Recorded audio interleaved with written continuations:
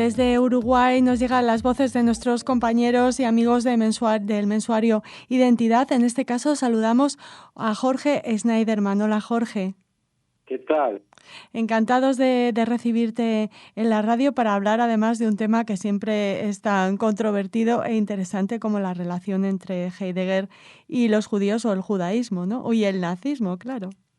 Sí. Bueno, en primer lugar, muchas gracias por la invitación y bueno, saludo a todos los oyentes en España y en el mundo, que sé que son muchos. Efectivamente, hoy vamos a sobrevolar un tema bastante urticante, controversial, que roza a una de las figuras, podríamos decir, más relevantes de la filosofía del siglo XX, ¿no? Controversial si las hay, ¿no? O sea, es indudablemente un filósofo, un pensador que marcó a fuego con su pensamiento todo lo que es el corpus filosófico del siglo XX y para algunos sigue siendo evidentemente diferente. En el mundo, hoy por hoy se suceden uno tras otro los encuentros, hay muchos seguidores de Heidegger, y bueno, hoy por hoy ha vuelto a la palestra con toda la intensidad del tema en función de la famosa publicación de los cuadernos negros, donde surgen un montón de testimonios escritos por el propio Heidegger en torno a su mirada sobre el judaísmo, su posición frente al judaísmo y la ciega circunstancia que vivieron durante la Segunda Guerra Mundial, obviamente el Holocausto. Para hablar de Heidegger, sin querer adentrarnos en honduras filosóficas complejas, hasta los años 30, podríamos decir que con la publicación de Ser y Tiempo, una obra fundante de su pensamiento, evidentemente no hay atisbos de ningún sentimiento antisemita, antijudío o discriminatorio en general. Es una obra clave del existencialismo. Él se nutrió desde el comienzo de su formación. Él nace en 1889, ¿no? Él a comienzos del siglo XX se nutre a partir del pensamiento de Husserl, ¿no? El padre de la fenomenología, también de Kierkegaard, el danés, y bueno, se va abriendo camino dentro de lo que es el mundo de la filosofía. Tiene formación religiosa, opta por la filosofía, se le generan una serie de cuestionamientos que le definen, le hacen definirse por el estudio de la filosofía. Ingresa en Marburgo, en la universidad, donde se licencia, se gradúa como filósofo e incluso desarrolla una actividad docente. Es precisamente ahí en Marburgo donde conoce a Hannah Arendt, ¿no? La filósofa de origen judío que, bueno, establece en cierto aspecto también no solo un vínculo académico, sino también afectivo con Heidegger hacia 1923, e incluso cuenta la leyenda, o se puede extraer del anecdotario, que el mismo Heidegger plantea que Ser y Tiempo, que como decíamos se publica en 1927, la escribió inspirándose un poco en los grandes debates y digamos, disquisiciones que compartió con Hannah Arendt. Pero como vemos, no aparece, digamos, hasta los años 30, no aparece ninguna sensación de que él apostara por alguna idea afín al antisemitismo.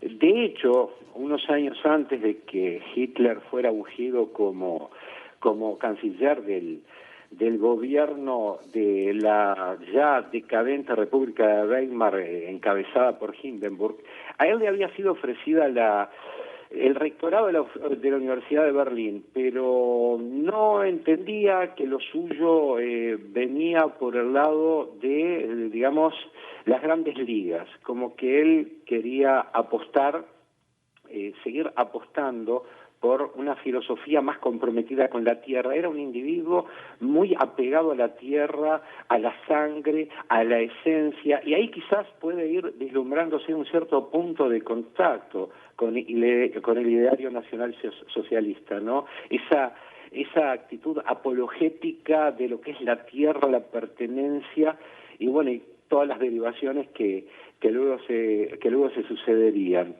Él, digamos, opta por no aceptar, pero luego en 1933, es un año clave para la historia de Alemania y del mundo, ¿no? Sí. Él como que se le es ofrecida el rectorado de la Universidad de Friburgo.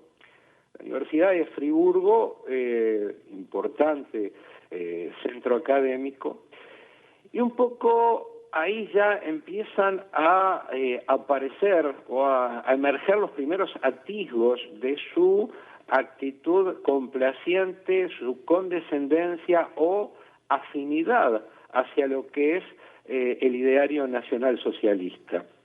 Estamos hablando de un momento en que, como decíamos, es un momento de inflexión para Alemania. Hitler ya asume poderes plenipotenciarios, ¿no? Como prácticamente queda al mando del nazismo, y especialmente hay dos sectores que son un poco los que apuntalan todo el andamiaje, toda la parafernalia nazi, que son las SS y las SA, ¿no? Por un lado teníamos las SS comandadas por Himmler, el sector más reaccionario, más radicalizado, más compenetrado con ese pangermanismo que heredado de los tiempos de Bismarck todavía, y que fuera abrazado por los fundadores del Partido Nacional Socialista Obrero Alemán, ¿no?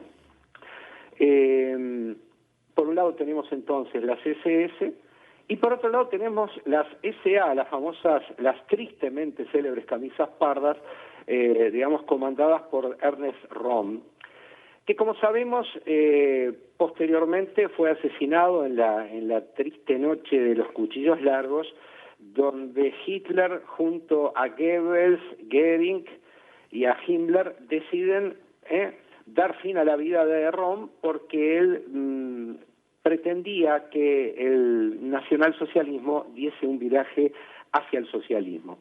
Bueno, pero por ese entonces, hacia el 33, las SA apoyan a todo lo que fuera los movimientos, la militancia, las juventudes hitleristas, la militancia, digamos, nazi instalada en la juventud de Alemania.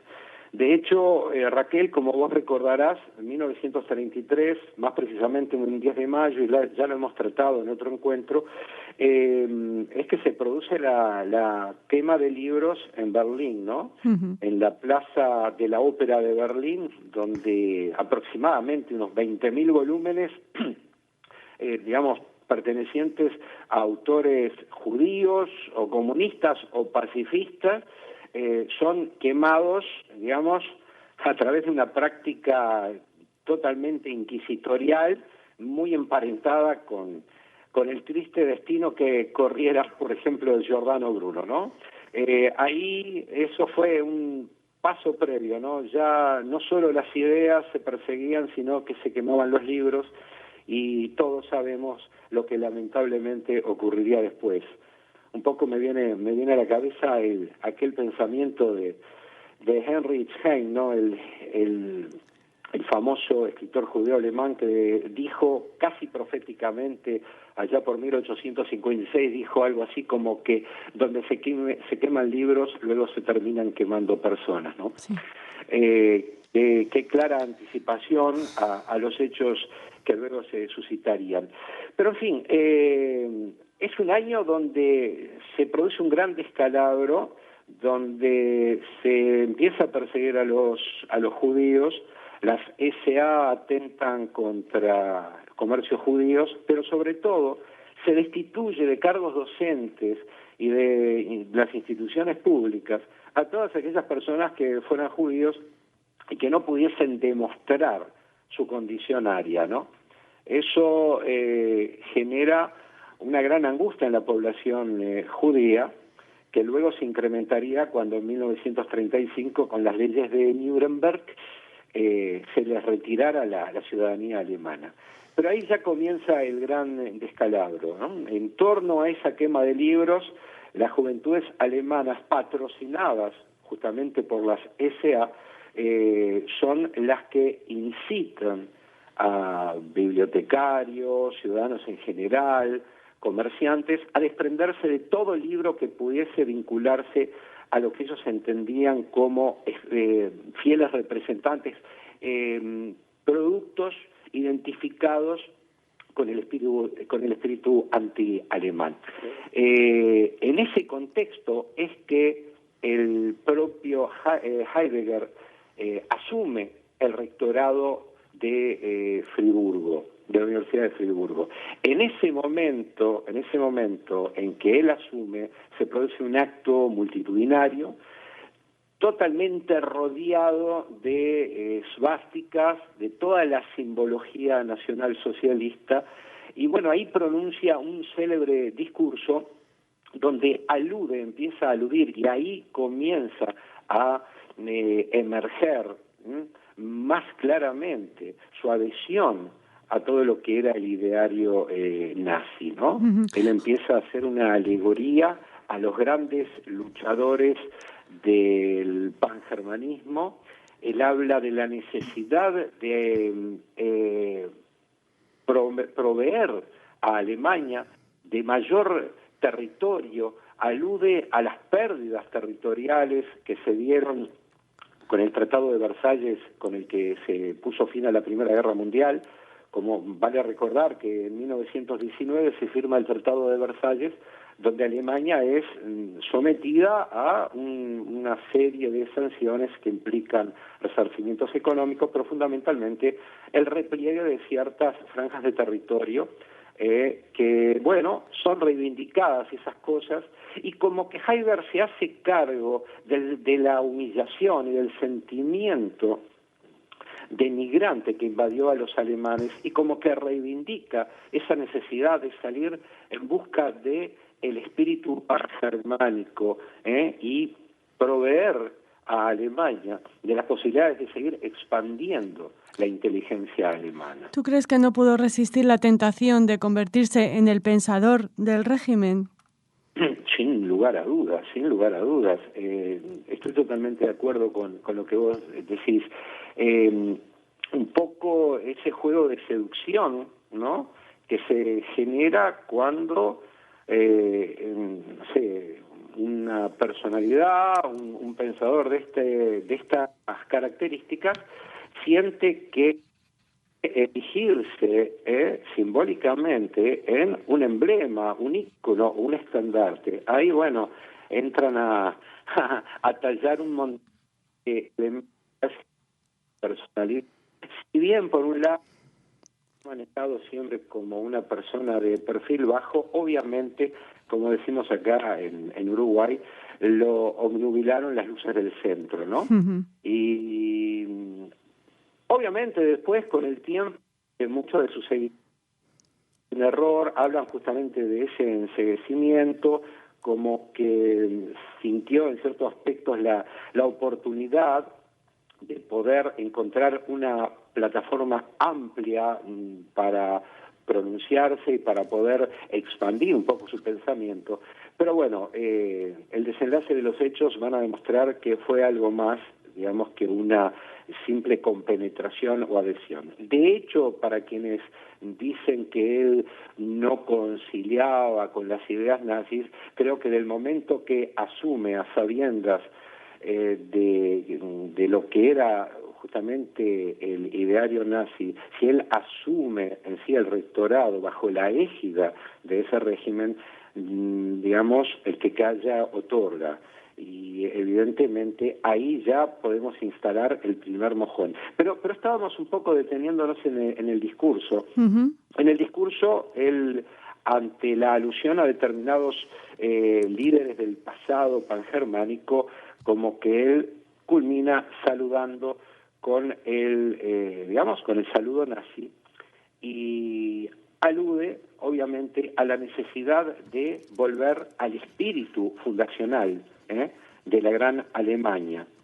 Y bueno, alude a los pensadores griegos y establece simbólicamente un eje entre, digamos, Grecia y el pensamiento griego fundante de la filosofía, con la necesidad de salir en busca de la gloria, glorificar a Alemania a través de un pensamiento que no se impregne, que no se contamine de aquellos elementos que atenten contra la consolidación de ese espíritu alemán.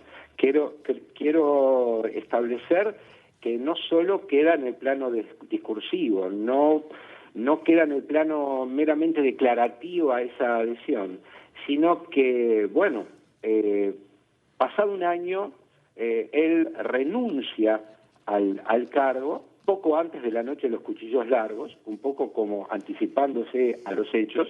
Es de conocimiento que él tenía una gran adhesión hacia Rom y evidentemente ante el distanciamiento que se estaba dando entre Rom y Hitler, él como que toma partido y como que da un paso al costado. Todos los que, insisto, justifican, dicen que bueno, que fueron 11 meses en que él cayó, se perdió, se obnubiló. Pero en 1935, en pleno auge del nacionalsocialismo, donde ya estaban, digamos, en vigor un poco las leyes promulgadas tras Nuremberg, o sea, las leyes de Nuremberg ya en plena vigencia, él procede a dar una serie de seminarios sobre Nietzsche, que de repente, qué sé yo, merecería un capítulo aparte en otra oportunidad, hablar un poco cómo el pensamiento de Nietzsche en ciertos aspectos, sin que él hubiese tenido la oportunidad, obviamente, por un tema de tiempo, de asumirse como nazi, pero evidentemente podemos hablar de que hay un montón de ideas fundantes del pensamiento nietzscheano que podríamos inscribir como proto-nazis, ¿no? De hecho, Hitler toma un montón de elementos que pasan a, digamos, nutrir también la plataforma ideológica Sí, nazi. son otros de los huevos de la serpiente, Jorge. Exactamente, por eso a veces es como en el mito, ¿no? En que el mito griego de la hidra, ¿no? Que era una especie de monstruo de 1000 cabezas que Ulises logró vencer solo al poder, con la gracia de los dioses, decapitar de un solo golpe, ¿no? O sea, hubo múltiples expresiones del nazismo. Ahora, cuidado con considerar que el nazismo fue simplemente el producto de la arrogancia o de la megalomanía o de la paranoia de un loco. Hubo muchas cosas más detrás del surgimiento y consolidación del nazismo. Obviamente el componente patológico, digamos, de la ideología nazi y de Hitler en sí mismo es innegable, pero todo el mundo lo apoyó hasta poco antes de 1938, grandes empresas norteamericanas, británicas, francesas, alemanas, lo apoyaron, e incluso solapadamente durante la guerra, y contó con el favor del capitalismo, digamos, alemán, que vio en la figura de un líder de derechas de estas características la posibilidad de consolidar una especie de resguardo frente al embate de lo que ellos consideraban la ola roja, ¿no? No nos olvidemos de la Revolución Rusa, de lo que era la Unión Soviética, el estalinismo, etcétera, etcétera. Pero a veces es difícil continuar con el hilo conductor porque sí. Y perdona, estábamos en estas conferencias que Heidegger dedicaba a Nietzsche. Sobre la metafísica y que dedicaba justamente a Nietzsche. Y él ahí continúa expresando, y ahí ya siendo él militante, como que él, como eje, digamos, argumental, empieza a profundizar sobre conceptos de reivindicación nacionalista y fundamentalmente en la búsqueda de lo que es ese ideal del Übermensch que plantea Nietzsche, como todos recordarán, ¿no? Ese superhombre que, aunque muchos intentan, referir o manifestar que ahí no se refiere a un hombre por encima del otro o a aspectos de superioridad racial, evidentemente él ahí deja emerger muchos conceptos que él está abrazando del ideario nazi. Obviamente hay muchos aspectos con los cuales él se identifica de Nietzsche, ¿no? Nietzsche en su momento, cuando escribe La voluntad de poder o en otros manifiestos, alude a la importancia de la lucha, de la conquista, del alemán no tan representativo de su condición por lo intelectual, sino por sus fuerzas, por su condición de guerrero, ¿no?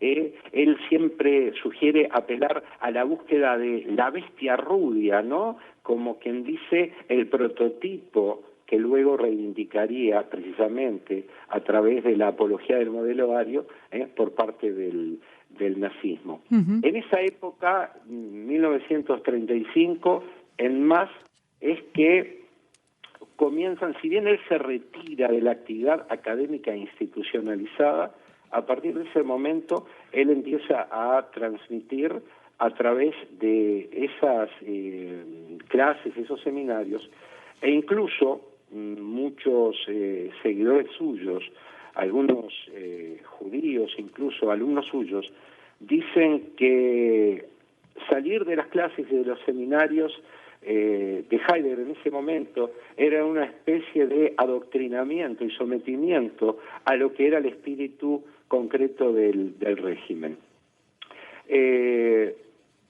Hacia 1938-39, como que él no marca demasiada presencia, continúa con sus seminarios, continúa dando sus clases, pero entra como una especie de estado aquiescente y hasta 1945 como que poco y nada se pronuncia. Luego de finalizada la guerra, obviamente con todo lo que implicó el proceso de reconstrucción y con todo lo que fue el revisionismo, revisar la historia con todo el tema de los juicios a los culpables, que luego se plasmaría en el juicio de Nuremberg, etcétera, como que se espera por parte de propios y ajenos, ¿no?, de lo que era el posicionamiento de Heidegger frente a lo que pasó. Habermas incluso en su momento, luego de terminada la guerra, le increpa acerca de su silencio frente a la monstruosidad de lo que fue el nazismo. Y bueno, Heidegger le plantea que él no tomaba conciencia desde Friburgo, desde su, rol docente, que estuviesen pasando ese tipo de cosas, a lo que Habermas le dice: usted, siendo la cabeza pensante del régimen y el filósofo emblema de Alemania, no podía estar ausente, y de hecho no lo estuvo, cosa que luego obviamente se va a desprender de los famosos, con la publicación de los famosos cuadernos negros, de los cuales todos hemos tenido noticia en los últimos 3-4 años. Uh-huh.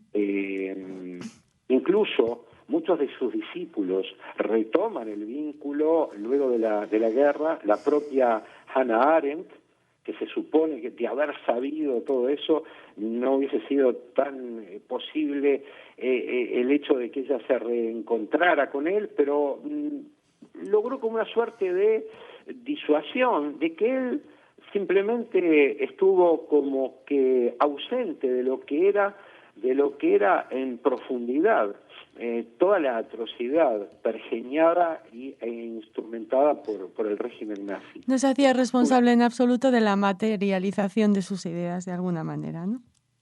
Sí, pero fíjate vos que lo que son las cosas del destino, ¿no? Hannah Arendt lo que es el no poder bajar a una persona del plano de la idealización y de la admiración.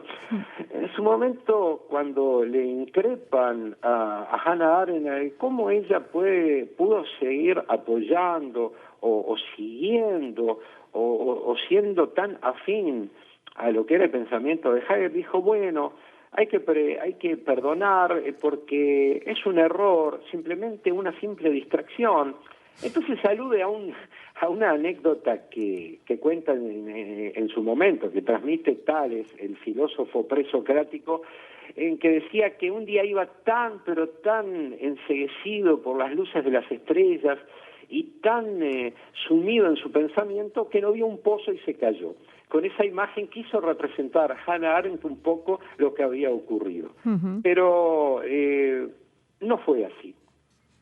No fue así, y todo ese primer Heidegger de Ser y Tiempo, donde habla del ser, donde se pregunta por el ser, donde describe lo que es el Dasein, ¿no? Lo que él entiende como el ser ahí, ese ser arrojado en el mundo, que se angustia por la vida, por la muerte, ese ser finito atrapado entre dos infinitos que lo preceden y que luego le sucederán, angustiado por la muerte, ese ser que no es realidad sino posibilidad, esa centralidad que él adjudica a lo que es el hombre, se va a desvirtuar con ese segundo Heidegger.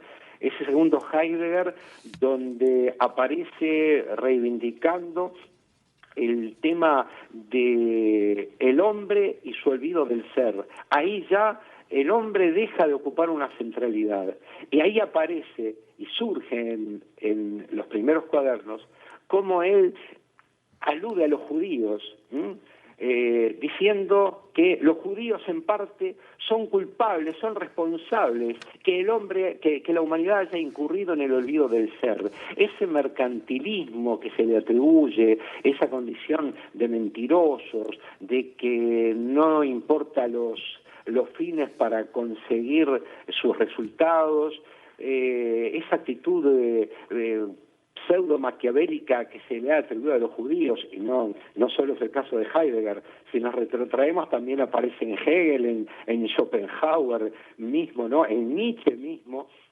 Él atribuye justamente a los judíos con esa actitud que tiene que ver con el olvido del ser, el olvido del ser a instancias del culto por lo óntico, por el ente, ¿no? El ente como representativo de lo material, como representativo, digamos, de lo banal. Jorge, sí. Lo tenemos que dejar aquí. Hemos realizado un recorrido fantástico por el pensamiento, por esos dos momentos evidentemente diferentes del pensamiento de Heidegger. No sé si nos convocas a un segundo programa para seguir hablando de los cuadernos negros. Me encantaría. ¿Te parece? Quedó mucho justamente. Por eso. El tiempo es tirano en radio como en televisión. Sí. Y me hubiera gustado, a veces uno con el entusiasmo y el deseo de poder dar mayores Bueno, es que yo no te he querido interrumpir porque me estaba pareciendo interesantísimo, pero intuyo que te queda eso, mucho por decir, y te convoco, si te parece, a una segunda parte de este Martin Heidegger, su nazismo y los judíos. ¿Cómo no? Será un placer. Bueno, quiero manifestar mi agradecimiento como siempre y es un gusto poder transmitir humildemente este aporte acá desde Montevideo, Uruguay. Te mando un abrazo para vos y para todos los compañeros de la radio y los escuchas, por supuesto. Muchas gracias. Muchas gracias. Chao.